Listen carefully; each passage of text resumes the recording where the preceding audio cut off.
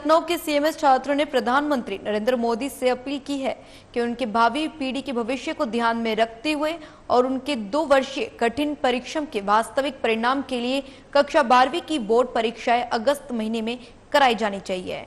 वहीं सीएमएस संस्थापक डॉक्टर जगदीश कांदी ने प्रधानमंत्री नरेंद्र मोदी को पत्र लिखकर उन्होंने कहा कि 12वीं की निरस्त की गई बोर्ड परीक्षाओं पर पुनर्विचार किया जाए।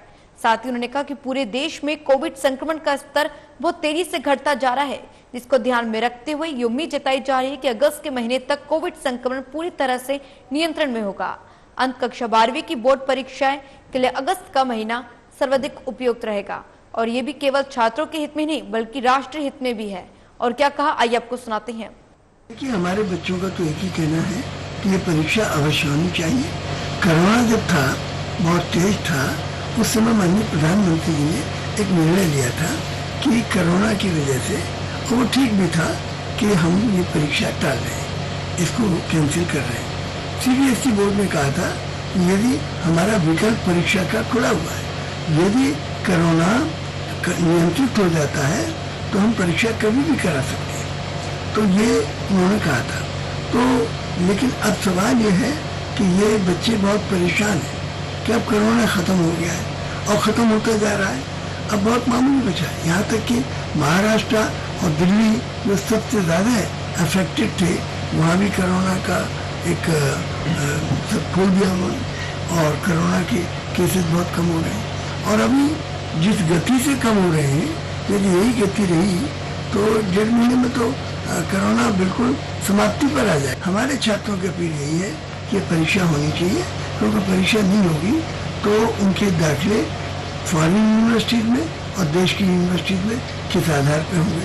मान लीजिए कोई जाए यूनिवर्सिटी में कि मेरा दाखिला ले लीजिए, तो कैसे ले दाखिला, किस आधार पर ले? अभी तक तो मार्कशीट ले जाते थे बच्चे बोर्ड की, और वो उनको मार्कशीट को मानते थे, सीबीएसई बोर्ड की हो या आईसीएसई बोर्ड की हो, तो उसको मानते थे और उसका दाखिला ले लेते थे। कट ऑफ परसेंटेज उन्होंने निर्धारित कर दिया था कि हमारा 80% है या 85% है या 90% है। अब कौन सा कट ऑफ परसेंटेज होगा? अब तो उन्हें परीक्षा करनी पड़ेगी।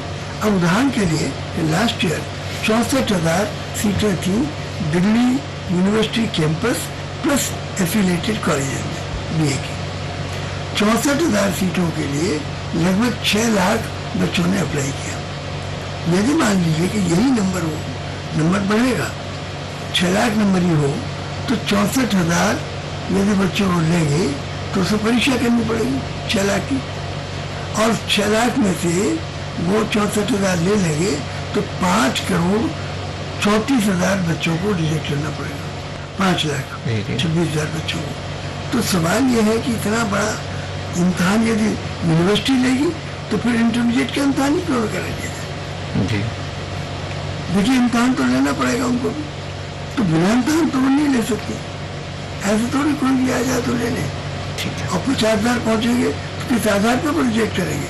50,000 सीटें ही नहीं है उनके पास। सीटें मान लीजिए 40,000 या 4,000, तो कैसे ले लेंगे सबको? तो कोई तो क्राइटेरिया बनाना पड़ेगा। तो क्राइटेरिया जब तक बोर्ड इम्तहान है तो बहुत ईजी है।